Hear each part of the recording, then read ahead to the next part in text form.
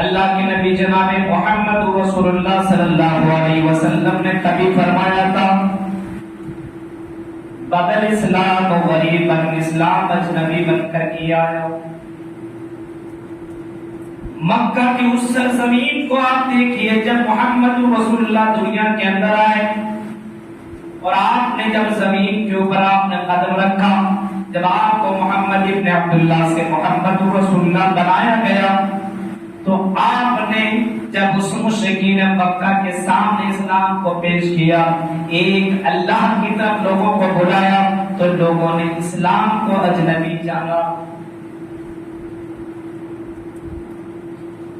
ایک اللہ کی طرف بلایا. عرب کے اندر کچھ لوگ ایسے تھے جو شجر و حجر کی عبادت کیا کرتے تھے, شمس و قمر کی عبادت کیا کرتے تھے, لیکن محمد رسول اللہ نے کوئی ایک اللہ کی طرف بلایا. خانہ کعبہ میں 360 مورتیاں رکھی ہوئی تھی, ان کی بھی عبادت ہوا کرتے تھے.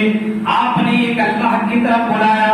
ان لوگوں نے کہا اجعل الالہۃ الہا واحدا, ارے کیا تم عجیب و غریب باتیں کر رہے ہو, تمام معبودوں کو چھوڑ کر کے ایک معبود کی طرف بلا رہے ہو.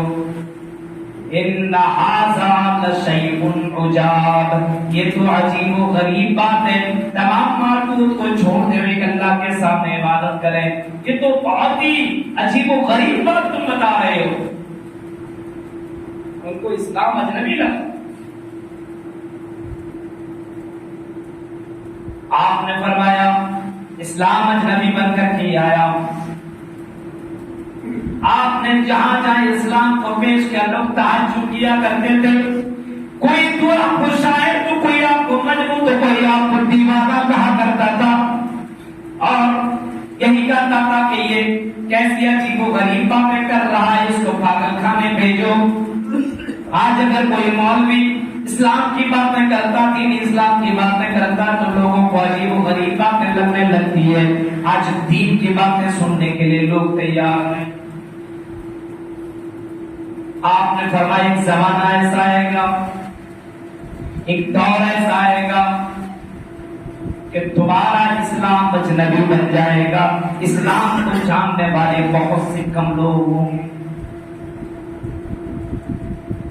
ایک دور ایسا آئے گا وَسَيَعُودُ كَمَا بَدَا غَرِيبًا, زمانہ تمہارا یہی آئے گا, یعنی لوگوں کے سامنے جب اسلام بتایا جائے گا, ایمان کے بارے میں بتایا جائے گا, قرآن کے بارے میں بتایا جائے گا تو لوگ تعجب کریں گے یہ مولوی نے کبھی اس طریقے سے باتیں نہیں کی, آپ ایسی ایسی باتیں بتا رہے ہیں, کیا آپ کوئی اور کتاب لے کر کے آئے ہوئے ہیں؟ کیونکہ وہ تو اسلام سے اتنا دور رہے گا, اتنا دور رہے گا کہ اس کو اسلام کے بارے میں کوئی چیز معلوم نہ ہوگی, اس کو اسلام بالکل اجنبی معلوم ہوگا.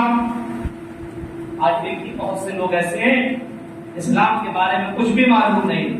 وہ کون بنے گا کروڑ پتی میں, ایک آدمی گیم کھیلنے کے لیے گیا, کروڑ پتی بننے کے لیے گیا, اس سے ایک اسلامک سوال کیا گیا, اسلامک سوال, اور آپشن دیے گئے. اس میں پوچھا گیا اس میں سے کون نبی نہیں, اور 2-3-4 کا ذکر کیا, موسیٰ, محمد, آدم اور حضرت جبرائیل. اور اس سے پوچھا گیا بتاؤ ان میں سے کون نبی نہیں ہے. اس نے جواب دینے کی دور کی بات, اس نے کہا کہ اس سوال کو آپ ہٹائیے, دوسرا سوال لے. آج اس قوم کی حالت کو ذرا دیکھیں. آپ اگر کسی سے پوچھیں بتاؤ پورے دن بھر کے اندر کتنی سنتیں کتنے فرض ہیں یہ بتاؤ. اچھا جنازے کی دعا پڑھ کر کے سناؤ, کتنے لوگوں کو دعائیں معلوم, لیکن مولوی کی ڈگری حاصل ہے, ڈگریاں لے لے کر کے بیٹھے ہوئے. آج ڈگریوں اپنے گھر کے اندر لوگوں نے ڈگری بنا کر کے رکھا ہوا ہے. پوکھانیہ کا ڈگری کر لیا, مولوی کا ڈگری کر لیا, اور اپنے آپ کو علامۃ الدہر سمجھ رہا ہے, لیکن اس کو الحمدللہ رب العالمین کا ترجمہ آج یہی یاد ہے. ڈگری ہے لیکن اسلام کے بارے میں اجنبی, اسلام کو جانتا ہی نہیں. ڈگری حاصل کر رہا ہے لیکن اسلام کے بارے میں کچھ نہیں معلوم.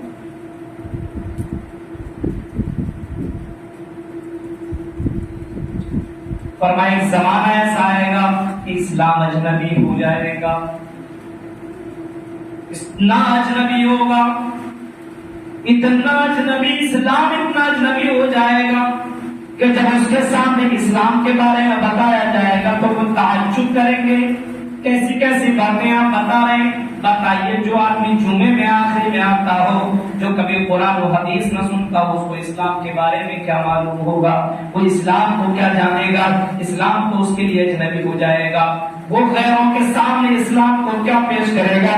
میرے پیارے ساتھیوں, ذرا تصور کرو آج جب گارجین کا یہ حالت, ان کے بچوں کا کیا حال ہوگا. اس کو جمعے کی فضیلت معلوم نہیں, جمعے کے دین کی اہمیت معلوم نہیں, اس کو سورہ کہف کی سورت کی فضیلت معلوم نہیں, سورہ سجدہ کی فضیلت معلوم نہیں, سورہ ملک کی فضیلت معلوم نہیں, کیونکہ وہ تو جانتا ہی نہیں ہے. وہ سمجھتا ہی تو مولویوں کا کام ہے, ہم جیسے لوگوں کا یہ کام نہیں ہے. اسلامک مدارس میں پڑھنے والی لڑکیاں پردہ تو کرتی ہیں, لیکن اسلامک مدارس میں پڑھنے والی لڑکیاں جو نہیں ہے وہ پردہ نہیں کرتی. جو مدارس میں پڑھنے والے طلبہ ہیں وہ تو داڑھی وغیرہ رکھ لیا کرتے ہیں اور اسلام کو فالو کرنے کی کوشش کرتے ہیں, لیکن اگر کہیں کالج اور یونیورسٹی میں پڑھنے کے لیے گیا تو ایسا لگتا ہے کہ سب سے بڑا ہیرو یہی بن گیا, اجنبی بن گیا, اور وہ اسلام کو کمتر سمجھنے لگتا ہے, وہ اسلام سے محبت نہیں کرتا ہے. میرے پیارے ساتھیوں, ذرا تصور کرو, اللہ کے نبی صلی اللہ علیہ وسلم نے کبھی فرمایا تھا کہ ایسے زمانے میں وَطُوبَى لِلْغُرَبَاء, ایسے زمانے میں اجنبیوں کے لیے خوشخبری ہے. جب اسلام اجنبی بن جائے گا, لوگ اسلام کو نہیں جانیں گے. بہت سے گھرانے میں شہروں کے اندر تو ایسے حالات ہیں, یہ تو دیہاتوں میں, یہ تو اللہ کا شکر ادا کیجئے کہ بہت سے لوگوں نے, اللہ تعالیٰ نے ان کے دلوں میں اتنا بڑا کلیجہ دیا کہ انہوں نے اپنے بلبوتے پہ محنت سے, کوشش سے مدارس کو, جہاں پہ آپ کی بچیاں پڑھ رہی ہیں, کچھ جگہوں میں جائیے 100 کلومیٹر میں ایک بھی مدرسہ نہیں, 100 کلومیٹر میں. آپ بتائیے ان کے بچے کہاں پڑھیں گے, ان کے بیٹے کہاں پڑھیں گے؟ جہاں پہ مولوی صاحب چھولا چھاپ مولوی رکھ لیا ہے جس کو خود نہیں معلوم ہے. ہاں, ایک مولوی, اب کئی معاملات ایسے ہوا کرتے ہیں کہ مولوی بھی نماز پڑھاتا تو مقتدی کے نقش قدم پہ, مقتدی جیسا کہتا ویسے ہی پڑھا چلا جاتا ہے. اے مولوی صاحب, آپ اس کے اوپر تقریر نہیں کریں گے, آپ اس کے اوپر تقریر نہیں کریں گے, آپ اس کے اوپر تقریر نہیں کریں گے. کئی جگہوں کے معاملات ایسے ہوا کرتے ہیں. آپ کو اللہ کا شکر ادا کرنا چاہیے کہ اس علاقے میں اتنے مدارس موجود, لیکن اس کے باوجود کتنے لوگ ایسے ہیں جن کے بچوں کو قرآن پڑھنا نہیں ہے, جن کے بچوں کو حدیثیں نہیں آتی, صبح و شام کی دعائیں معلوم نہیں, جن کے بچوں کو نماز کا طریقہ نہیں معلوم, جن کے بچوں کو مسجد میں آنے کی دعا نہیں معلوم. اب بتائیے اس کے لیے اسلام اجنبی نہیں, گورنمنٹ کیا ہے. میں نہیں کہتا ہوں کہ اپنے بچوں کو مفتی بناؤ, عالم بناؤ, بہت بڑے علامہ بناؤ, لیکن اتنا تو اپنے بچے کو پڑھاؤ کہ وہ بچہ صبح و شام کی دعائیں جانے. جب بستر میں جائے تو اس کو معلوم ہونا چاہیے کہ کون سی دعا پڑھنی چاہیے. محمد رسول اللہ کون سی سورتوں کو پڑھ کر کے سویا کرتے تھے, ان کو اتنا معلوم ہونا چاہیے کس کروٹ لیٹنا چاہیے, اس کو اتنا معلوم ہونا چاہیے کہ اگر رات میں اگر مجھے ڈر محسوس ہونے لگے, اگر میں برا خواب دیکھ لوں تو میں کون سی دعائیں پڑھوں. اس کو اتنا معلوم ہونا چاہیے کہ صبح کے وقت جب میری آنکھ کھلے تو کون سی میں دعا پڑھوں. اتنا تو معلوم ہونا چاہیے, اس کو اتنا معلوم ہونا چاہیے. وضو بناؤ, وضو بنانے کے بعد میں کون سے دعا پڑھو, اس بچے کو اتنا معلوم ہونا چاہیے. ہاں, اس کو اتنا طریقہ تو معلوم ہونا چاہیے کہ جب میں کپڑا پہنوں تو کون سی دعائیں پہنوں, کون سی دعائیں پڑھوں. اس کو اتنا معلوم ہونا چاہیے کہ چپل پہلے میں بائیں پیر سے پہنوں کے